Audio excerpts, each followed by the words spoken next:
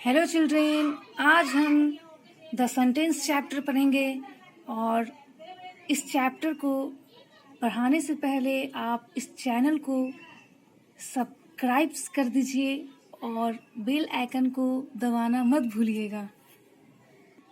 और अगर ये चैप्टर आपको अच्छा लगे तो लाइक कीजिएगा और अच्छा ना लगे तो डिसलाइक कीजिएगा। द सेंटेंस का मतलब होता है वाक्य।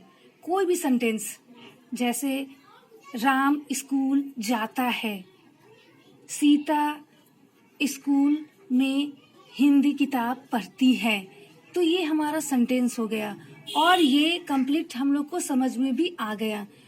तो जो कंप्लीट सेंस हम लोग को समझाए और हम लोग को समझ में आ जाए तो उसे हम सेंटेंस कहते हैं। क्या कहेंगे? सेंटेंस कहेंगे। सेंटेंस वाक्य। सेंटेंस को हिंदी में वाक्य बोलते हैं। When we need to express a thought, we speak or write certain words in a certain order. Such group of order words should make complete sense. जब हम अपनी भावनाओं को व्यक्त करते हैं या भावना को व्यक्त करने की जरूरत पड़ती है, तब हम लोग अपनी बातों को लिख करके या बोल करके एक्सप्रेस करते हैं, व्यक्त करते हैं। एक्सप्रेस मतलब व्यक्त करना होता है, व्यक्त करते हैं। और जब एक सेंटेंस को हम लोग एक तरीके से एक सीरियल वाइज सजा के लिखते हैं या बोलते हैं, जिससे हम लोग का कंप्लीट सेंस निकलता है और कंप्लीट वाक्य बन जाता है, पूर्ण वाक्य बनता है जो हम लोग को समझ में आता है, तो हम लोग उसको क्या कहते हैं? सेंटेंस कहते हैं। सेंटेंस मतलब वाक्य होता है। किसी भी इंसान से अगर हम लोग बात करते हैं, अगर हम उसको कोई भी शब्द या कोई भी सेंटेंस अगर सही से बोलेंगे और उसे कंप्लीटली समझ में आ जाएगा तो उसे हम सेंटेंस कहते हैं। अगर हम बोलते हैं रहीम उस चीज को वहां रख दो, तो ये समझ में कंप्लीट नहीं आ रहा है। लेकिन अगर हम बोलेंगे रहीम उस गिलास को उस मेज पर रख दो, तो ये हमारा कंप्लीट सेंटेंस बन गया। ठीक है। A sentence is an ordered group of words which make complete sense. अब एक सेंटेंस को, एक वाक्य को अगर हम ग्रुप में सजा के बोलते हैं या बनाते हैं जिससे कंप्लीट सेंस निकलता है, कंप्लीट सेंस बनता है, तो उसे हम सेंटेंस कहते हैं। अगर सेंटेंस अधूरा होता है, जो समझ में नहीं आता है, तो उसको हम कंप्लीट सेंटेंस नहीं कहेंगे। A sentence should always begin with a capital letter. और वाक्य जो है, हमेशा जो वाक्य का जो फर्स्ट लेटर होता है तो उसको हम कैपिटल लेटर में लिखेंगे। जैसे he is a good boy, he is a good boy, he is a good boy. जैसे मैं आपको लिख के बताऊंगी,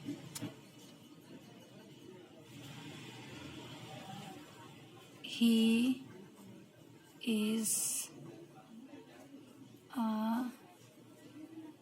good boy। तो जब भी हम एक सेंटेंस को लिखते हैं तो फर्स्ट लेटर क्या होगा? कैपिटल होगा। ये फर्स्ट लेटर जो है, ये फर्स्ट लेटर है, तो ये क्या होगा? कैपिटल होगा।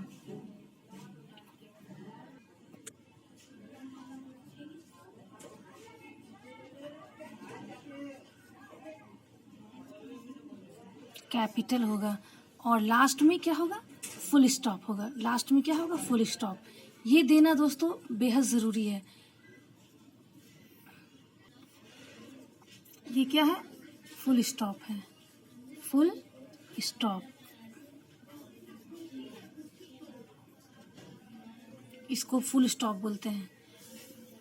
अगर कभी भी कोई सेंटेंस लिखा जाता है तो फर्स्ट लेटर क्या होता है? कैपिटल होता है और लास्ट में फुल स्टॉप। ये सेंटेंस के लास्ट में देना बहुत ज़रूरी होता है। इससे सेंटेंस कंप्लीट होता है। तो बच्चे, जब शब्द the word should be ordered in a certain way to make a complete sense। जब शब्द, कोई भी शब्द जब ऑर्डर्ड में होगा, और बच्चों वर्ड को, जो भी वर्ड होते हैं, जैसे ये वर्ड है, तो वर्ड को जब तक हम लोग ऑर्डर में नहीं रखेंगे तो कंप्लीट सेंस नहीं बनेगा।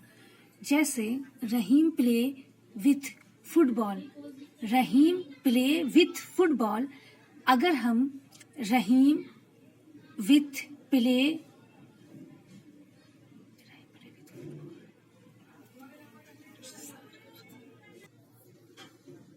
प्ले को अगर इधर कर देते और फुटबॉल को अगर यहाँ पे कर देते तो हो जाता फुटबॉल रहीम प्ले विथ।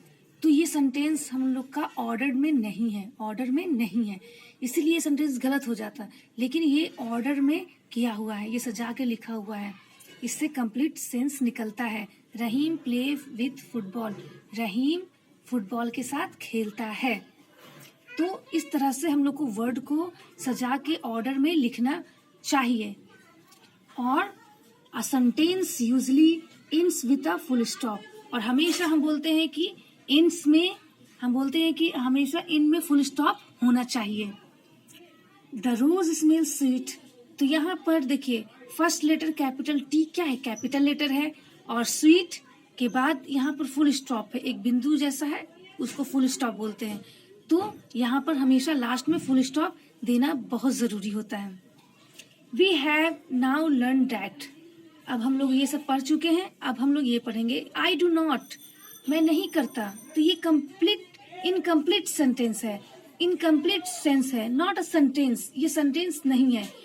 लेकिन जब हम बोलेंगे I do not like bananas, मुझे बनाना पसंद नहीं है, तो इससे बच्चे को समझ में आ जाता है, इससे हम सभी को समझ में आ जाता है कि मुझे केला पसंद नहीं है, और ये कंप्लीट सेंस है, और इसको हम सेंटेंस के रूप में जानते हैं और बोलते हैं, और इसे समझ में भी आ रहा है।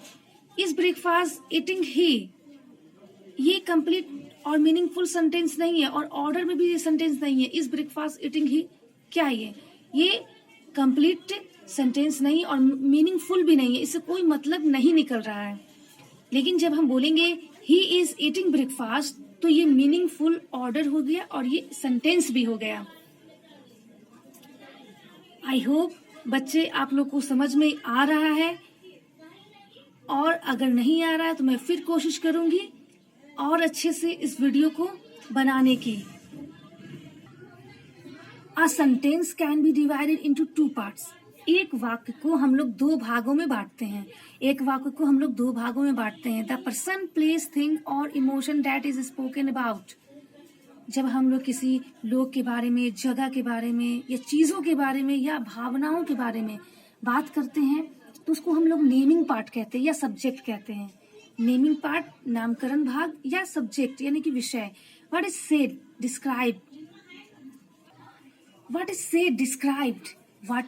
डिस्क्राइब्ड, अगर हम लोग जिसके बारे में बात कर रहे हैं, पर्सन के बारे में अगर बात कर रहे हैं, जगह के बारे में यानी कि प्लेस के बारे में, चीजों के बारे में, या इमोशंस के बारे में, भावनाओं के बारे में बात कर रहे हैं, तो उसको हम लोग डूइंग पार्ट या प्रेडिकेट कहते हैं। Example, the sun shine bright, तो द सन क्या हो गया, नेमिंग पार्ट हो गया, और शाइन्स ब्राइट क्या हो गया, वो प्रेडिकेट हो गया यानी कि doing part. Naming part the sun और शाइन ब्राइट, वो हमारा हो गया डूइंग पार्ट। क्या हो गया, डूइंग पार्ट। नेमिंग पार्ट जिसको हम लोग बात कर रहे हैं, जिसके, और प्रेडिकेट उसको बोलते हैं जिसके बारे में हम लोग वर्णन कर रहे हैं। ठीक है, नेमिंग पार्ट जिसके बारे में हम लोग बात कर रहे हैं और जिसके बारे में वर्णन कर रहे हैं, यानी कि उसके बारे में बात कर रहे हैं, तो क्या हो जाएगा, predicate. Read the flowing sentences carefully, read the flowing sentences carefully. Naming part subject, doing part predicate. The dog it's barking. देखिए ये हो गया हम लोग का सब्जेक्ट नेमिंग पार्ट, और ये हम लोग का हो गया प्रेडिकेट। तो ये हम लोग का सब्जेक्ट नेमिंग पार्ट हो गया, और ये doing part predicate. The dog is barking, the dog is barking. तो ये हम क्या बोल रहा है, एक कुत्ता भौंक रहा है। दे आर प्लेइंग क्रिकेट, वे लोग क्रिकेट खेल रहे हैं। दैट बाईसाइकिल इज योर्स, ये बाईसाइकिल तुम्हारी है। वह बाईसाइकिल, बाईसाइकिल किसकी है, तुम्हारी है। The girl is crying a bag, sorry, the girl is carrying a bag, और वो लड़की क्या कर रही है, बैग को ढो रही है। तो यहाँ पर ये सब्जेक्ट के बारे में और प्रेडिकेट के बारे में, यानी कि एक सेंटेंस में दो पार्ट होते हैं, एक जिसके बारे में बात कर रहे हैं और एक जिसके बारे में वर्णन हम लोग कर रहे हैं। ठीक है, जैसे यहाँ पर Rani is a good girl, Rani is a good girl. तो यहाँ पर जो रानी हो जाएगी, ये हम लोग का क्या हो जाएगा, ये हम लोग का सब्जेक्ट हो जाएगा।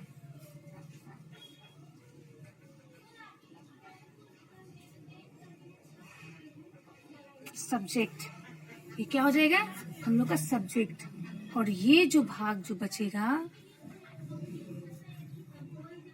ये हम लोग का प्रेडिकेट।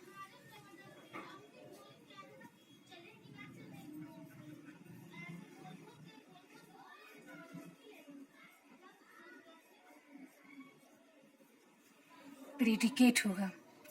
तो सब्जेक्ट रानी हो गया, और इज अ गुड गर्ल ये हम लोग का क्या, प्रेडिकेट हो गया। तो इस तरह से एक सेंटेंस को हम लोग दो भागों में बांटते हैं, सब्जेक्ट एंड प्रेडिकेट। याद रहेगा बच्चों, किसी भी बच्चे को पढ़ने के लिए अगर वो चाहते हैं कि वो पढ़ें और घर बैठे पढ़ें, तो कोई भी बच्चा हो उसको पढ़ने की कोशिश खुद करनी होगी। अगर वो बच्चे खुद से नहीं पढ़ेंगे तो उन्हें कुछ भी नहीं आएगा। किसी भी चीज़ को जानने के लिए उसके बारे में पढ़ना पड़ता है। तो बच्चे थोड़ा मेहनत करेंगे तभी वो आगे बढ़ेंगे, और अगर बच्चे मन से दिल से नहीं पढ़ेंगे तो सभी बच्चों को पढ़ना होगा। अगर किसी भी चीज़ की जानकारी चाहिए तो बच्चे लोग को खुद मेहनत करनी होगी, तभी वो हासिल कर पाएंगे। अगर ये चैप्टर आप लोग को अच्छा लगा हो ज़रा सा भी, तो प्लीज़ इसको लाइक कीजिए, शेयर कीजिए। Thank you.